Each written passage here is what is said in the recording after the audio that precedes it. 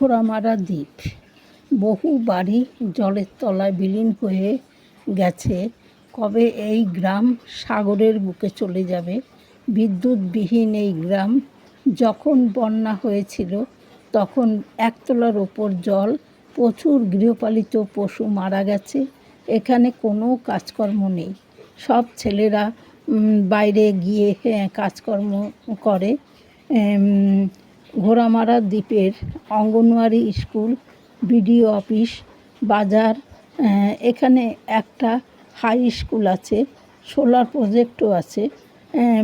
এই ঘোড়ামারা দ্বীপে আস্তে আস্তে সাগরের বুকের তলিয়ে যাওয়ার উপক্রম।